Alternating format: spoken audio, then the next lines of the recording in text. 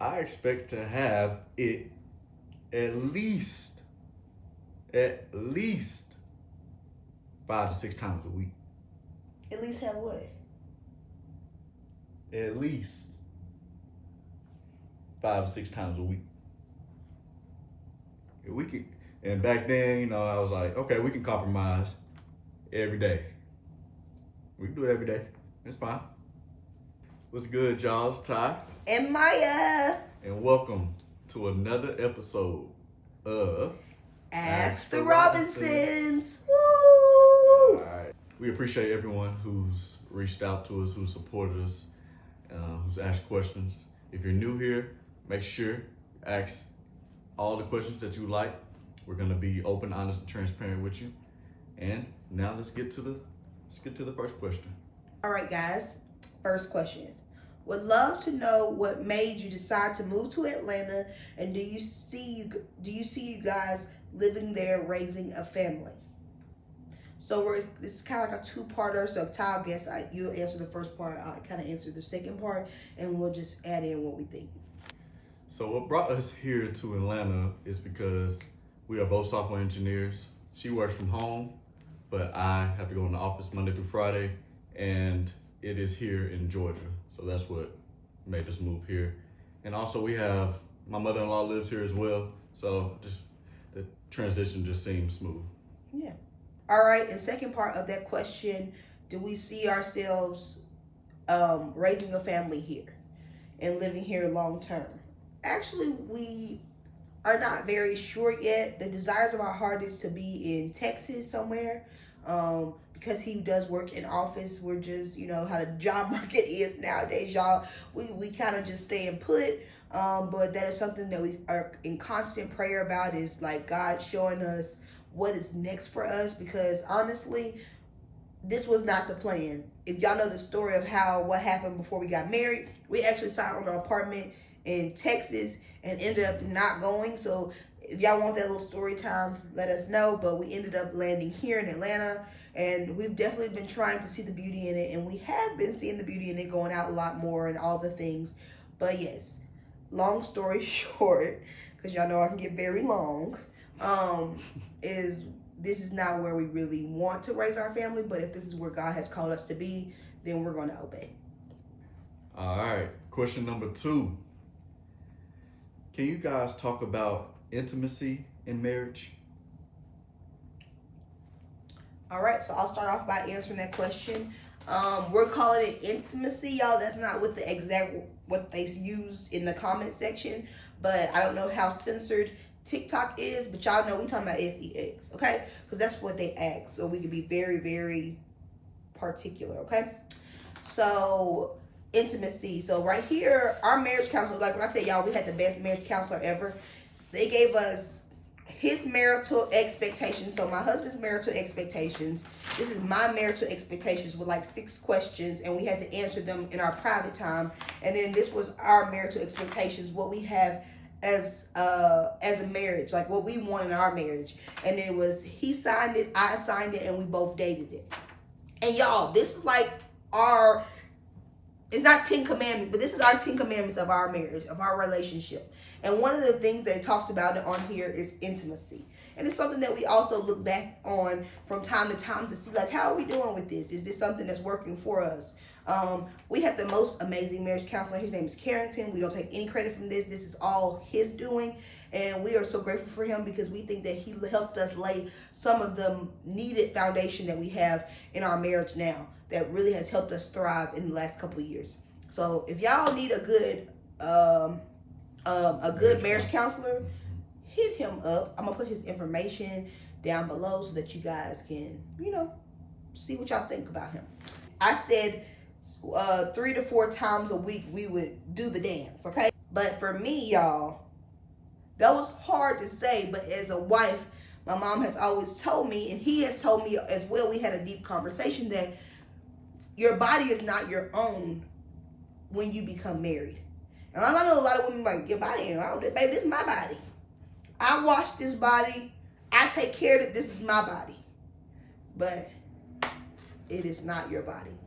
my body belongs to Tyrus Robinson. That is why it is so important to find someone that you truly love and care about, and that you're okay with them having your body, that this is their body. Does that make sense? And what was yours, baby? All right. Under my intimacy, I expect to have it at least 5 to 6 times a week. At least have what? At least 5 to 6 times a week. If we could, and back then, I was like, okay, we can compromise every day. We can do it every day. It's fine. That was my compromise. So then, y'all, that was what we decided together. I mean, that's what we decided as individuals. But what we came up as a couple is 3 times a week that we would be intimate with one another. And then we also, not under just intimacy with just the sex, but it was also talking about the daily pursuit. Like we were going to be intentional, and we were going to pursue each other every single day. And then we also talked about date nights once a week. So now y'all know me and my husband love a good date night. Sometimes we're dating, going out 3 times a week. And again, I know things might change and be a little different because right now we don't have children. But at the same time, we are enjoying those date nights that we are having with one another, because we can, I don't know about you, but I can tell when we ain't had no date night. Yeah, I can tell. And I don't know about you guys or in your relationships, if you're just like a relationship or if you're married, but like, you know when you need a good date night. And I ain't gonna lie, you know when you need to be intimate. Because sometimes you're like, oh, he's so stressed out, baby. Put your shoulders down. Put your shoulders down. What's wrong? And baby, after you just go lay him down in that bed. Just go lay him down in that bed, baby. When he get up out that bed, you got a whole new man. A whole new man. Because I'm going to be honest, and I'm not trying to take over this conversation, but ladies, men, they just, that's who they are. It's in them. It's on them. Like, he waiting on me to be ready, okay, at this point. So I'm speaking to the women here that I battle. I struggle in my relationship. And my husband's like, baby, it's Friday and you ain't touched me. Am I keeping it a buck? Because I'm not going to lie to y'all. At first, of course, when you're younger, and it's new and you have never done it before, it's like, y'all look bunnies, little jackrabbits. And then life goes on, and then you have to start scheduling sexy time. You have to start scheduling being intimate with one another. You have to really be intentional. And sometimes that could be hard, because I'm the type of person where I want my husband to pursue me, which he really does. He'll rub me, he'll rub my back, he'll do all those things. We'll cuddle, but that's enough for me. If I could be honest, like, his physical love and touch is enough for me outside of the intimacy and the sexy time. Like, I don't have to have that sometimes. And I know this sounds really bad, but I don't. But then when I realize, like, after I do it, then I'm like, wow. Like, I enjoyed this, and I feel reconnected. I feel rejuvenated. I feel refreshed. I feel all the things. So I'm not going to lie and say it's not a constant battle with that. And I'm going to give my perspective on how I feel about it. I believe there should be, of course, a balance. There's going to be days where I feel like it and she may feel like doing it, but I'm not in the mood. Which is rare. Yeah. Okay. Yeah, it's rare. But I'll say, when you go through a situation like that, sometimes you just gotta suck it up and just, like she said, your body's not your own anymore. So there's times where I ain't gonna feel like doing it, but I gotta do it, and vice versa. So just feel like there's a balance, though. But when it comes to it. Why you say it like that? I mean, I know that's real. That's real, though, right? People are probably gonna be like, if I don't want to do it, I'm not gonna do it, right? I'm sure somebody's gonna watch this video and say that. But truthfully, the way it is, it's just like, That's marriage. That's just life. And then, you know, you have these old heads who've been married for years, and they tell you, like, and it's honest to God truth. It's like there's temptation everywhere, and it's always somebody out there looking to do the job that you're not doing. And even though I'm a big firm believer is if you can take them, you can have them. It's still like there are things that you have to do to be able to say, like, I fulfill my wifely duties, if that makes sense. And to me, now if we done said 3 days and you looking for something on the 4th day, baby, I'm not looking for you on the 4th day. You know what I'm saying? But at the same time, this is the expectations that we've set together.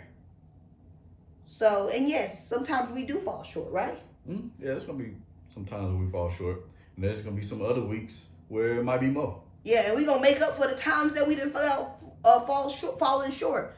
But I think that the biggest thing with this is communication. If your partner knows where he stands, or if he's telling you how he feels, it's important that you listen. Because a lot of people don't listen to how their partners are feeling, and they're frustrated, sometimes sexually frustrated. But they're telling you that, but you don't want to hear it.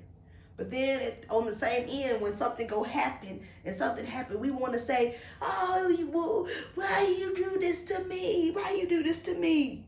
Yes, as the woman, you have the right to be like, wow, why did you do this to me? Because you made the commitment to me, but I also made the commitment to be a wife and to fulfill my husband's needs as well. So, like, a lot of people like to play the victim game and be like, well, you know, he's not doing his job, or he cheated on me, but what blame did you have to play in it? So I always like to play devil's advocate and like to see both sides of the coin when it comes to that. I like that. Yeah. I like that. All right. Well, that's all the questions that we have for the day. Make sure y'all continue to drop those questions in the comments. Make sure y'all continue to support us. Subscribe to our YouTube channel. If you haven't followed us already on TikTok, make sure y'all do that as well. And that's it. Yes. Thank you guys so much. All right, y'all. See y'all next time For another video of Ask the Robinsons. Bye, guys.